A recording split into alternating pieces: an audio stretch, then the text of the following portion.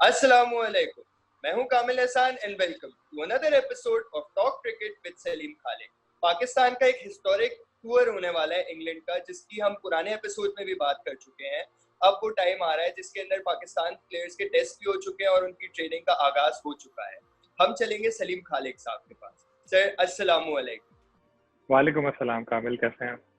बिल्कुल सही sir. England की एक हिस्टोरिक टूर ऑलमोस्ट आ गया है। हम पुराने एपिसोड्स में भी उसकी बात करते रहे हैं। प्लेयर्स की तैयारियां कैसी जा रही हैं, कोरोना वायरस के रिजल्ट्स कैसे आए हैं, हम ये पूछना चाहेंगे आपसे। कोरोना के रिजल्ट तो कामिल आपको पता है कि माशाल्लाह ऑलमोस्ट तमाम क्रिकेटर्स के क्लियर आ गए, सिवाय हारिस के। वो भी इंशाल्लाह अगले चंद दिनों में उम्मीद है वो भी क्लियर हो जाएंगे। और 2 हिस्सों में टीम पहुंच चुकी है इंग्लैंड में और बड़ी जबरदस्त तरीके से तैयारियां जारी हैं। एक अच्छी बात यह है कि तमाम खिलाड़ी बड़े फिट है। मैं वकार यूनुस का एक इंटरव्यू देख रहा था, उन्होंने भी ये बात बताई। अमूमन ऐसा एक खदशा सा था कि जी लॉकडाउन है, खिलाड़ियों को ट्रेनिंग का मौका नहीं मिल रहा क्योंकि बाहर जा नहीं सकते थे, घर में वो फैसिलिटीज होती नहीं है जिम वाली।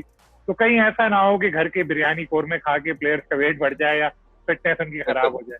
लेकिन ऐसा हुआ नहीं। हम देख रहे हैं कि खिलाड़ियों का फिटनेस लेवल अच्छा है और वकार यूनुस ने भी यही बात बोली, मिसबा ने भी यही बोला। खुद ट्रेनिंग की जो वीडियोस हमने पिक्चर्स देखी है उसमें लग रहा है कि प्लेयर्स माशाल्लाह अच्छी फिटनेस है, उनकी फॉर्म भी अच्छी है। तो अब जो है पाकिस्तानी टीम का मैच होगा, एक आपस में 2 दिन का मैच है, वो खेलेंगे 2 टीमें बना के। तो जो मैच प्रैक्टिस की कमी है वो किसी हद तक पूरी करने का मौका मिलेगा।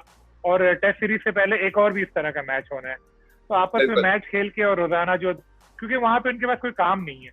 अमूमन ऐसा होता है कि जी सीरीज होती है, आप बाहर चले जाते हैं, घूम रहे होते हैं, खा रहे होते हैं। यहाँ ऐसा नहीं है। यहाँ सिर्फ आप होटल और स्टेडियम और होटल और ग्राउंड जो है वो साथ ही है। तो यहाँ खिलाड़ियों के पास और कोई ऑप्शन नहीं है। तो वो यही कर रहे हैं कि जी अपना ट्रेनिंग कर रहे हैं या अपना रूम में चले जाते हैं, तो थोड़ी बहुत एक्टिविटीज है उनकी। तो मेरे ख्याल में अच्छी तैयारियां जा रही है पाकिस्तान की। जब तक टेस्ट होगा तब तक पाकिस्तान टीम जो है अच्छी तैयारी मैच के विषय बना रही है। बिल्कुल सर। मिसबाउल हक साहब की भी एक वीडियो आई थी अभी पीसीबी की तरफ से, जिसमें उन्होंने यही कहा कि इवन दो इतने टाइम से कोरोना वायरस की वजह से ले ऑफ प्लेयर्स को मिला हुआ है, उनकी फिटनेस पे उन्होंने सैटिस्फैक्शन बताई। तो प्लेयर्स की ये क्या खसूसियत थी, उन्होंने किस तरह अपने आप को फिट रखा है इस टाइम के दौरान? सारे जो है काबिल वो प्रोफेशनल क्रिकेटर है, जाहिर है उनकी रोजी रोटी क्रिकेट है, उनको इसकी वजह से सारी अर्निंग्स होती है, नाम है उनका। तो उनको इस चीज का पता है कि जी अगर हमने जरा सा भी कुछ हल्का लिया चीजों को तो ये सारी चीजें जो मिली हैं स्टारडम वो छिन भी सकता है। जाहिर है जो वीडियो कॉल वगैरह पे कोचेस वगैरह नजर भी रखते होंगे, इनके पूछते भी होंगे। तो इस वजह से खिलाड़ियों को भी हमें दाद देनी चाहिए कि उन्होंने अपनी फिटनेस का मेयार जो बरकरार रखा। जो मिसबा का आप जिक्र कर रहे हैं, वकार यूनुस ने भी यही बात बोली थी। तो अच्छा है, ये पाकिस्तान टीम के काम आएगा, ये सब फिटनेस काम आएगी, तैयारियां काम आएंगी। वैसे भी सीरीज में जो है ये तो बड़े माशाल्लाह बादशाह की तरह हमारी टीम गई। आपको पता होगा चार्टर्ड प्लेन में गए, रास्ते में एक जगह बस वो रिफ्यूलिंग के लिए रुके 45 मिनट में, फिर जब एयरपोर्ट पे लैंड किए तो वहां पर भी उनको अलग जगह से इनकी इमिग्रेशन हुई और वहां से बाहर वो गए प्लेयर्स अपने। और वहां पर बज़ाहिर ऐसा लगता है कि उनके पास कोई एक्टिविटीज नहीं है, लेकिन क्योंकि ये होटल छोटा है फिर भी एक कमरा वो बनाया हुआ पाकिस्तान टीम के लिए जहां पर ये स्नूकर खेल सकते हैं और इसके अलावा कैरम और टाइप के गेम्स वगैरह भी हैं। तो एक्टिविटीज भी साथ चल रही हैं, तैयारियां भी चल रही हैं। उम्मीद यही की जा सकती है कि जब तक टेस्ट सीरीज शुरू होगी हमारे खिलाड़ी अच्छी तरह तैयार हो चुके होंगे। राइट सर, एक सवाल मैंने आपसे खास पूछना था कि पीसीबी के हर दफा ट्रेनिंग किट्स जो होती हैं प्लेयर्स की, उन पे लोगोज नजर आते हैं। इस दफा मैंने तस्वीरें देखी, वीडियोस देखी, उसके अंदर कोई खास लोगोज नजर नहीं आ रहे। इसकी क्या वजह है? लोगो है कि कोई स्पॉन्सर ही नहीं है उनके पास, जो कॉन्ट्रैक्ट है वो खत्म हो गया है। क्योंकि आपको इंटरेस्टिंग बात बताऊं कि जो पाकिस्तान टीम मैच खेलती है तो जो लोगो लगा होता है, एक तो पीसीबी का और दूसरे तरफ जो कंपनी का लोगो लगा होता है, एक मैच में, टेस्ट मैच में 4.5 लाख रुपए एक क्रिकेटर को मिलते हैं एक मैच में, और वनडे और T20 में 2.5 लाख रुपए मिलते हैं। यानी प्लेयर्स की अच्छी खासी आमदनी उस लोगो मनी से होती है।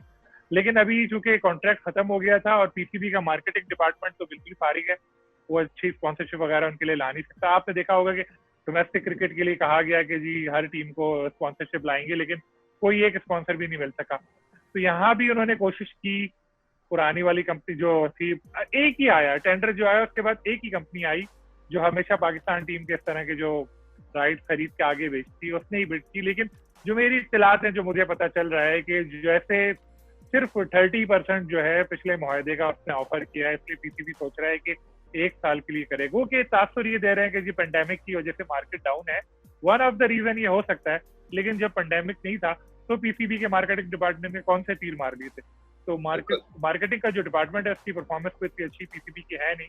और लेकिन मेरी कल बात हुई थी पीसीबी के जो डायरेक्टर मीडिया है, उन्होंने कहा था कि इस सीरीज के लिए कोई ना कोई कॉन्ट्रैक्ट हो जाएगा और पहले टेस्ट में जब टीम मैदान में उतरेगी तो कोई ना कोई स्पॉन्सर लोगों उनकी शर्ट पे होगा।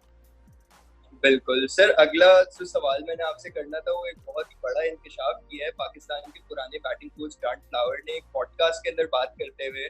उन्होंने ये बोला कि यूनुस खान जो पाकिस्तान के करंट बैटिंग कोच है इंग्लैंड की सीरीज में, उनको जब वो उनके अंडर खेल रहे थे उन्होंने बैटिंग टिप्स देने की, बैटिंग की एडवाइस देने की कोशिश की तो वो गुस्सा होके छुरी लेके उनके ऊपर आए और कोच मिकी आर्थर को इस पूरी सिचुएशन को ठंडा करना पड़ा था। ये सर एक तो मैंने ये जब कहानी सुनी तो एक वार्निंग बेल्स मेरे दिमाग में बजने लगे कि ये यूनुस खान अब पाकिस्तान के बैटिंग कोच है तो एक ईगो का जो फैक्टर आ रहा है उसकी वजह से कितना इफेक्ट हो सकता है, और इस इंकशाफ की फ्यूचर आप किस तरह इम्प्लीकेशंस देख रहे हैं? देखिए कामिल, आप भी होटल्स में ठहरे होंगे जब बाहर वगैरह जाते होंगे, आप तो जो होटल के रेस्टोरेंट में जब हम जाते हैं नाश्ता कर रहे होते, खाना खा रहे होते, तो वहाँ पे नाइफ होती है, कांटे भी होते हैं, चम्मच भी होते हैं, स्पून भी होते हैं। वो नाइफ तो ऐसी होती है कि उससे ब्रेड नहीं कटती, इतनी मुश्किल से होती है जैसे हमें लगता है हम गोश्त काट रहे हैं, तो जाके वो ब्रेड कटती है। तो क्या उससे किसी की गर्दन कट सकती है? तो वो नाश्ते के वक्त का ही वाकया था। और मेरा ख्याल है यूनुस को थोड़ा गुस्सा आया होगा, उन्होंने ऐसे कहा होगा मैं ये कर दूंगा, मगर वो नाइफ ऐसी थी नहीं, ना उनका यूनुस का इंटेंशन होगा। या अगर उन्होंने ऐसा था तो गलत था, लेकिन इसका ये मतलब नहीं था कि वो गुस्से में इतना आ गए थे कि वो उनको जान से मारने के लिए उठ गए थे। अगर ये इतना सीरियस वाकया होता तो यकीनी तौर पे जो ग्रांट फ्लावर है उसी वक्त पाकिस्तान क्रिकेट बोर्ड को रिपोर्ट करते, और पाकिस्तान क्रिकेट बोर्ड जो यूनुस से बहुत मोहब्बत रखता है हर दौर में, वो यकीनन कोई ना कोई उनके खिलाफ कार्रवाई करता है। लेकिन ऐसा कुछ हुआ नहीं और ना ही बात कोई टीम से बाहर निकली, तो मुझे लगता है कोई इतना बड़ा वाकया ये था नहीं। और ग्रांट फ्लावर को भी अब याद आया है क्योंकि उनकी जगह यूनुस खान ने ले ली है। ज़ाहिर है यूनुस खान के आने से और भी बहुत सारे लोग खुश नहीं है, तो इंडियन मीडिया ने इस चीज को ज्यादा उछाला और उन्होंने इस तरह पेश किया कि जी पाकिस्तानी ऐसा करते हैं। लेकिन मैं समझता हूँ कि वो कोई इतना ज्यादा सीरियस वाकया नहीं था कि खुदा न खास्ता यूनुस खान उनको कत्ल करने के इरादे से छुरी लेकर आ गए थे कोई कसाई वाली। वो सिर्फ एक वो नाइफ थी जो ब्रेकफास्ट टेबल पे रखी होती है और उससे उनका कोई ऐसा मकसद नहीं होगा। अभी इसमें बहुत सारे सवालों के जवाब मिलने चाहिए, लेकिन पीसीबी कह रहा है कि जी पुराने वक्त का वाकया है, हम इस पे क्या कहें। यूनुस खान भी कोई कमेंट नहीं करना चाहते। लेकिन इतना मैं बता दूं कि बज़ाहिर ऐसा लग रहा है कि यूनुस खान में अब काफी फर्क आया है, जो वो खुद भी अपने हर इंटरव्यू में कह रहे हैं कि मैं अब ज्यादा हम्बल हो गया हूँ। तो आई होप कि अब इस तरह के वाकयात इंशाल्लाह पेश नहीं आएंगे। बिल्कुल सर, अगला मेरा जो आपसे सवाल है वो ये है कि आपने भी रिपोर्ट किया था इस बात पे कि पाकिस्तान क्रिकेट बोर्ड को पीएसएल की जो दो कोई फ्रेंचाइजीज है मनी ओ करती हैं, अच्छी खासी एक सब्सटैंशियल अमाउंट है जो उन्होंने देना है पीसीबी को। इस बारे में आप हमारे व्यूअर्स को आगाह करेंगे? कामिल, आपने मुझे क्या सलमान खान समझा हुआ है? और आप चाह रहे हैं कि मैं आला तरीन लोगों के नाम ले लूं? मैं नहीं बताऊंगा कौन सी दो टीम है वो, लेकिन है दो टीमें। एक टीम जो है उसको देने क्या कहते हैं, जो फीस का कुछ अमाउंट उसका बाकी है वो देना है। दूसरी टीम जो है उसके ऊपर भी पैसे हैं कुछ, मेरे ख्याल है कितने हैं अमाउंट, या आप रहने दें चले, बहरहाल कुछ ना कुछ है। तो पीसीबी ने उनको 1 हफ्ते का टाइम दिया था, 5 दिन, और उसमें से 3-4 दिन हो चुके हैं, अभी कुछ बाकी हैं, देखते हैं क्या होता है। लेकिन इतना बता दूं कि एहसान मानी साहब जो हैं उनका जो स्टाइल है ना वो जरा थोड़ा अलग है। वो ये है कि वो कोई बोलेगा कि कामिल ने ये काम पूरा नहीं किया, ठीक है खत्म कर दो कॉन्ट्रैक्ट, उसने ये नहीं किया, ठीक है निकाल दो उसको, इसने ये किया। तो वो बड़े एग्रेसिव किस्म के डिसीजन वो लेते हैं। रिसेंटली इन्होंने 1-2 ऐसी चीजें की जो मैं कभी बाद में आपको बताऊंगा, तो कोई वहीद नहीं उनसे। लेकिन बात जब आला तरीन शख्सियात की आ जाती हैं तो फिर लोग डरते हैं कुछ करते हुए। देखते हैं, टेस्ट केस है पीसीबी के लिए, करते क्या है देखते हैं, मजे की बात है। बाकी मीटिंग हुई थी, उसमें आपके सामने मैंने रिपोर्ट किया था। काफी सारी मीटिंग से पहले तो आता है कि ये कर देंगे वो कर देंगे, लेकिन जब फ्रेंचाइज खुद उनके साथ इश्यूज हैं कि उनके खुद फाइनेंशियल ऑब्लिगेशन उन्होंने पूरी नहीं की हुई, तो फिर आप दूसरे से किस तरह जाके लड़ सकते हैं या आप चौड़े होकर बात कर सकते हैं? थोड़ा आपको खौफ होता है। तो यही हुआ, जब तक फ्रेंचाइजेस अपने इश्यूज खत्म नहीं करेंगी तो फिर पीसीबी से बात करने की पोजीशन में भी नहीं होगी। राइट, वही बात से मुझे थोड़ी सी उम्मीद थी कि एक एक्सक्लूसिव स्कूप मिल जाएगा इस दफा, लेकिन आपने जैसे टीम्स के नाम नहीं लिए तो रह गया सवाल मेरा। इंशाल्लाह अगले किसी एपिसोड में जरूर आपसे फिर से मैं पूछूंगा।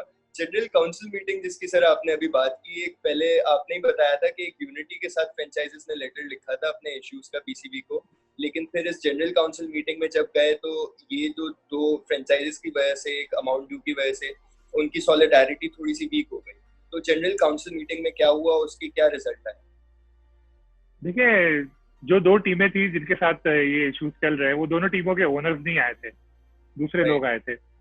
तो उसके अलावा जो बातचीत हुई, पीसीबी का भी रवैया जो था बहुत ज्यादा एग्रेसिव नहीं था, और तो ये फ्रेंचाइज के जो लोग थे इन लोगों का भी ऐसी था। और फिर इसमें ये डिसाइड हुआ था, पीसीबी ने पहले ही बात बोली, पहले अपने पैसे आप जो आपकी फाइनेंशियल ऑब्लिगेशन है वो पूरी करें, उसके बाद अगली बात करेंगे। तो मेरा ख्याल है शायद 24 को या 28 को एक और मीटिंग होगी जिसमें ये डिस्कशन होंगे। लेकिन मैं तो ये 5-6 साल से देखता चला आया हूँ, यही होता है कि ये कर देंगे वो कर देंगे, मीटिंग आती है तो फिर सब बैठे होते हैं, चाय पराठे तो नहीं, चाय और ये बिस्किट खा के चले जाते हैं। अब तो वो भी नहीं मिला होगा क्योंकि अब तो वीडियो कॉल हुई थी। तो सर, पीसीबी और पीएसएल की ये फ्रेंचाइजीज के बीच में आप किस तरह देख रहे हैं, तनाजुर खत्म होगा या और बढ़ने के इम्कान है आगे?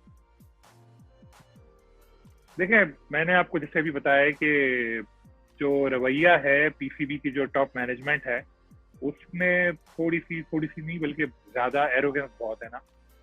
अगर वो किसी से नाराज होते हैं तो वो एक्सट्रीम पे चले जाते हैं, किसी मीडिया वाले से नाराज हो या किसी स्पॉन्सर से नाराज हो, किसी मेजर स्टेक होल्डर से नाराज हो, तो वो एक्सट्रीम पे जाने से भी गुरेज नहीं करते, वो फिर कोई भी डिसीजन ले सकते हैं। हालांकि बहुत सारे मामला ऐसे होते हैं जो अफवाह व तफहीम से हल करने चाहिए, तो ये चीज जहां हो वहां पर इशूज भी ज्यादा आते हैं।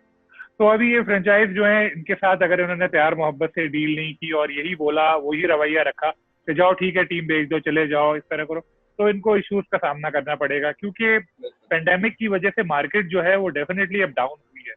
आप तो इस पीएसएल की बात कर रहे हैं 4 मैचेस की, मुझे तो अगले पीएसएल पे भी शकूक लग रहे हैं कि वो होगी या नहीं होगी। क्योंकि जैसे मैंने पहले बताया था कि वर्ल्ड कप का भी मामला चल रहे हैं, उसके बाद ये जो इतने अरसे क्रिकेट नहीं हुई है, ये जो बैकलॉग इतना सारा जमा हुआ है, वो एकदम से वो सारी सीरीज जो है वो सारी जब शेड्यूल होंगी तो हमें कब जगह मिलेगी, और हमें अगर मिल भी गई विंडो तो गैर मुल्की क्रिकेटर्स जो हैं वो अपनी तरजीहात जो दूसरी है वो पूरी करेंगे या हमारे साथ खेलने आएंगे। तो इस तरह के काफी सारे इश्यूज हैं जो देखने पड़ेंगे। फिर ये है कि ये कुछ कह सकेंगे कि इस बारे में क्या होगा, लेकिन अभी जो है काफी आप समझ लें कि एक तूफान चल रहा है, सामने सामने कुछ नहीं बता रहे लेकिन पीछे पीछे काफी इश्यूज है। राइट, थैंक यू सलीम खालिक साहब फॉर जॉइनिंग अस। तो ये था हमारा show talk cricket with Saleem Khaliq. Hope you enjoyed it. Till next time, अल्लाह हाफिज।